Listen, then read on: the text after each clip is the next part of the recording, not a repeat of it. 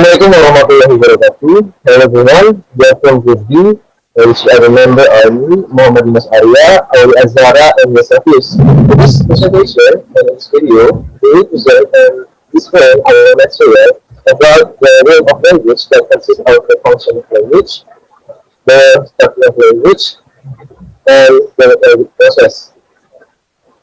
So, we start from the language first. So before we start to the first, the nature of language, what is language actually? According to Aristotle, language is a set of sounds that are produced by human beings in order to express their ideas, emotions, thoughts, desires, and feelings. Also, a language is a system of arbitrary vocal symbols that connect all people in a given culture, or the other people who have learned the system of that culture to communicate or to interact. So basically, a language is a communication tools in the form of sound symbols that produced by human speech tools to express themselves, what is in their mind, and in order to communicate and interact with one another. So next.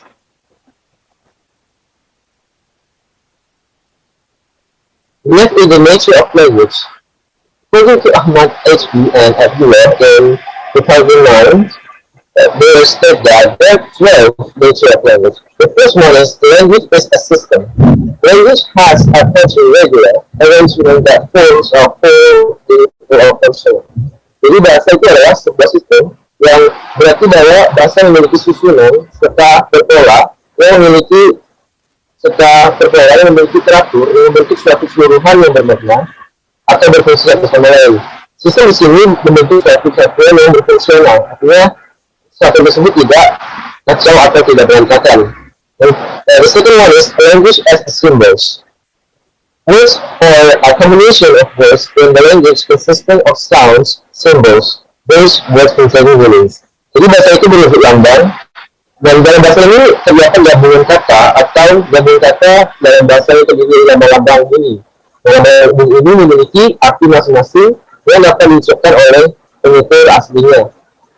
Di antaranya adalah lambang alfabet dan juga lambang sound symbol yang lainnya.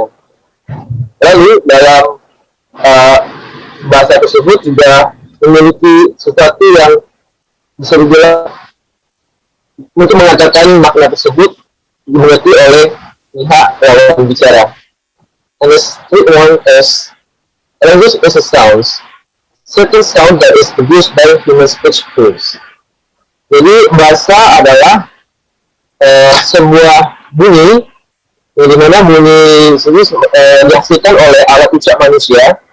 Itu keluar dari dengkuran, batuk, dan bunyi bersin. Karena itu bukan termasuk satuan bunyi. Jadi di sini dalam satuan sistem bahasa sebagai bunyi adalah semua suara yang dihasilkan oleh alat ucap manusia. The fourth one is language is arbitrary. Choosing randomly without reason by based on habits. For example, shoes are called shoes. Why are they not called footwear? Because the language is arbitrary. So, for the fourth point is arbitrary di sini maksudnya adalah bahasa tersebut dipilih secara acak tanpa adanya ketentuan-ketentuan. Maksudnya di sini bahasa diucapkan oleh suatu komunitas atau yang dimana itu ada suatu bisaan atau serta suatu hal yang sudah disepakati. Sebagai contoh, orang Indonesia sering mengucap kata sepatu dibandingkan dengan alas kaki karena tadi pembiasaan terjadi di Indonesia. Mereka menggunakan kata sepatu yang biasa mereka gunakan itu berasal dari mereka. Juga contoh lain sepertinya pengucapan kursi, kata kursi yang diucapkan kursi bukan bangku. Karena itu merupakan kesepakatan yang berasal dari environment yang ada dalam penutur bahasa tersebut. Contoh lain mungkin yang bisa kita ambil di Indonesia, bahasa kita menyebut sebuah buah seperti pepaya. Nah, di masyarakat Jambi kita menyebut dengan kates karena biasanya dia sudah ada dalam sudah tumbuh di environment tersebut. The fifth one is language as meaningful. As a symbols, of course, there is one that symbolizes, meaning and understanding a concept, an idea, or a thought. Jadi bahasa itu bermakna di sini masing-masing bahasa itu diciptakan mempunyai pengertiannya masing-masing, serta konsepnya masing-masing, di mana setiap ucapan tersebut dapat eh, contohnya ketika kita mendengar kata kuda, akan terlintas kata kuda tersebut memiliki mana dan akan terlintas di pikiran orang yang mendengar bahasanya kuda, yaitu hewan yang berkaki 4, lalu biasanya memiliki pacuan dan bisa ditemui di mana saja. Nah, itu merupakan contoh bahasa sebuah makna. And the sixth one is language is conventional. The language speakers obligates to use the symbol according to the concept or symbolizes. Jadi bahasa itu konvensional. Bahasa konvensional itu maksudnya bahasa itu tidak boleh ada punya etika, yang dimana etika tersebut tidak boleh dilanggar oleh orang-orang yang telah menggunakan bahasa tersebut. Seperti contohnya di Indonesia, bahasa Indonesia itu mempunyai lambang kebersamaan, lalu juga berani, adil, jujur, dan tolong menolong. Nah, jika konsep yang disepakati ini telah dipakai, namun itu telah dilarang atau dilanggar, maka akan terjadi kegagalan kekacauan komunikasi di dalamnya. So the next terms will be done for my friends. Thank you.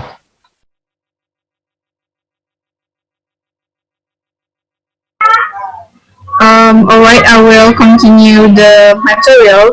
The seventh is language is a unit. It means that language has specific characteristics that are not shared by other languages. Each language has its own uniqueness. This characteristic can be related to word formation system, sentence formation system, or other system. And the eighth is language is universal. It means that language has the same characteristic which are owned by all languages in the world. For example, every language has words categorized as nouns, verbs, adjectives, adverbs, and every language also has elements of consonant and vowels. Another proof that language has universal characteristic is that every language has a meaningful language unit, namely words, phrases, clauses, sentences, and discourses. However, how these units are formed may not be the same in each language. And the ninth is language is productive, meaning that language produces many elements that are not limited in number. For example, from a few letters, many different words will be produced, and from several words, many different sentences will be created. The tenth is the language varies.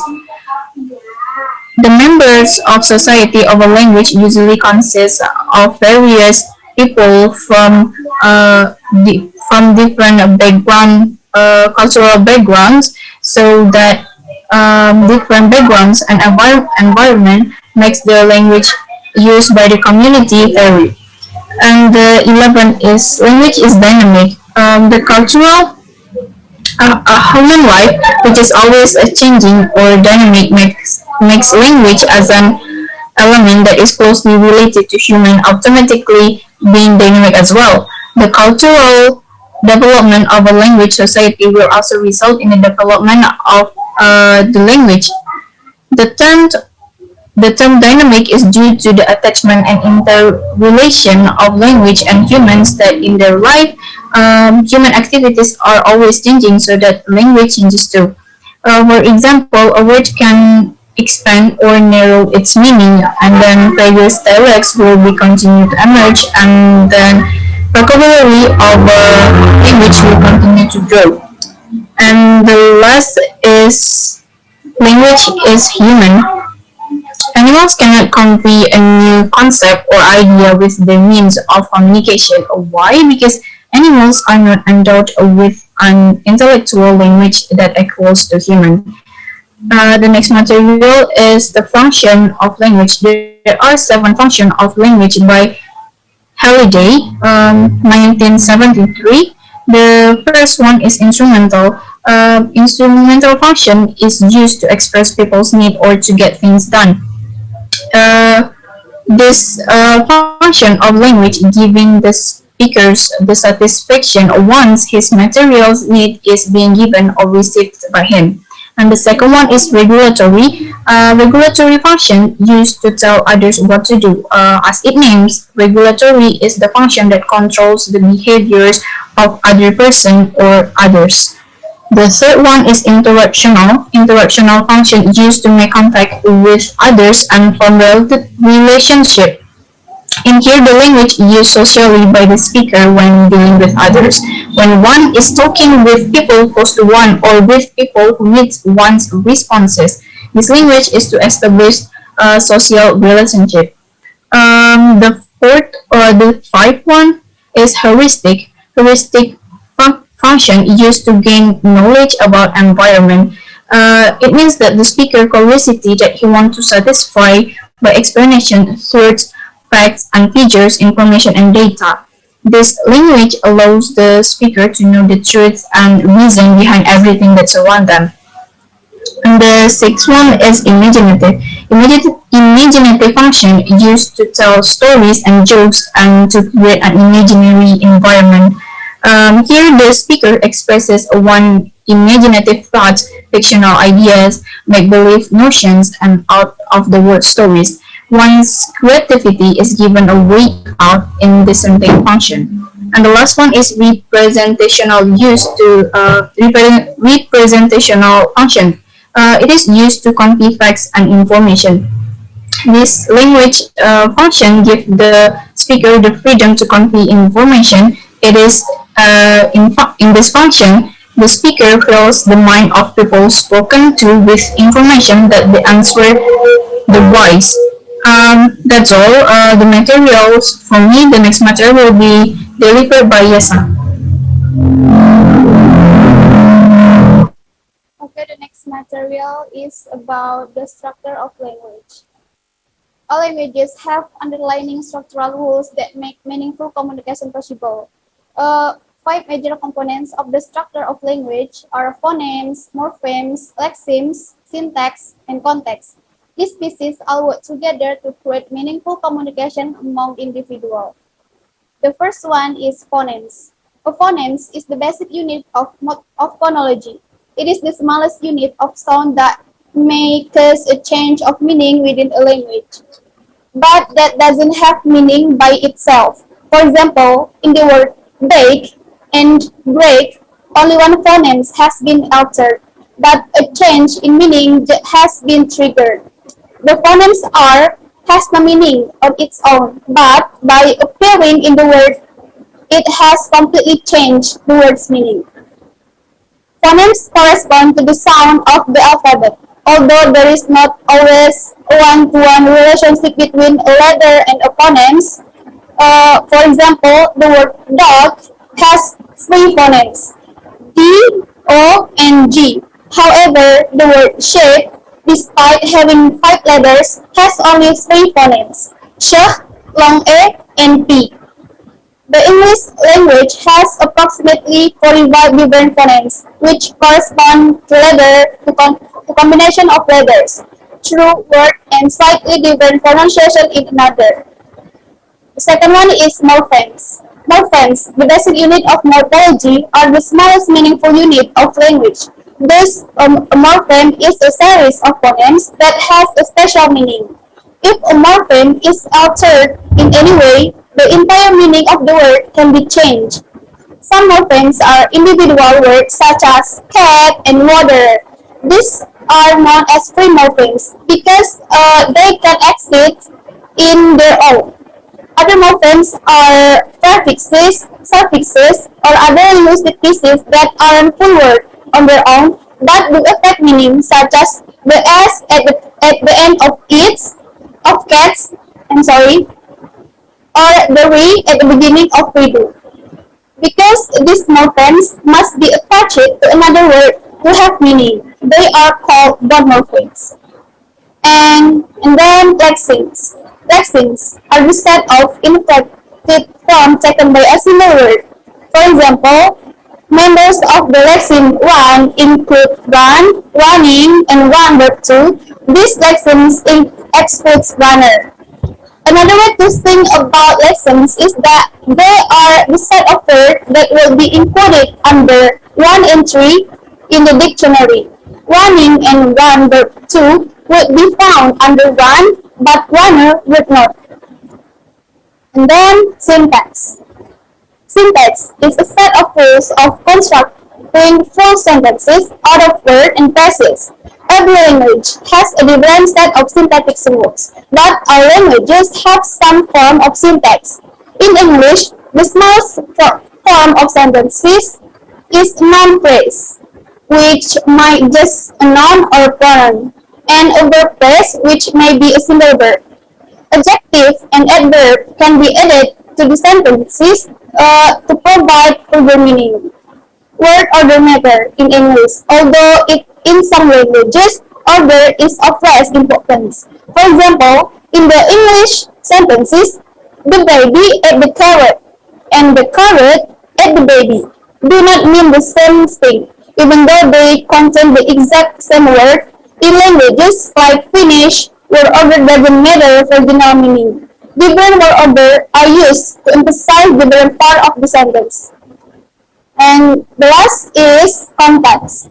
Context is how everything within language work together to convey a particular meaning. Context includes tone of voice, body language, and the word being used depending on how a person says something, hold his or her body, or emphasizes certain point of a sentence. A variety of different messages can be conveyed. For example, the word awesome, when said with a big smile, means the person is excited about the situation. But awesome said with crossed arms, rolled eyes, and a sarcastic tone means the person is not thrilled with the situation. And then the next material is about language processing. Psycholinguistics is concerned with the relationship between the human mind and the language as it examines the process that occur in brain while producing and perceiving both written and spoken discourse. What is language processing? Language processing refers to the way human brain formulate words, phrases, and sentences. The way we understand what we are reading and what is being said to us. Language processing is more complicated than it might at first appear. Processing language involves a variety of capacities, skills, processes, knowledge, and disposition that are used to derive meaning from spoken, written, and sign language. And how we process language? It is obvious that the ability to use language is located in the brain. However, it can't be just anywhere in the brain. There are specific parts in the brain that are related to language functions. Researches and studies by many psycholinguistics made up being the most important part regarding language processing are located in the areas above left ear, for example, in the left hemisphere. Four major parts in the left hemisphere of brain are involved in language production and comprehension.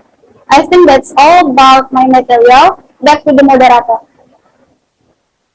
Okay, that's all from our presentation about first four topics in the realm of language. Thank you so much for your attention. Assalamualaikum warahmatullahi wabarakatuh.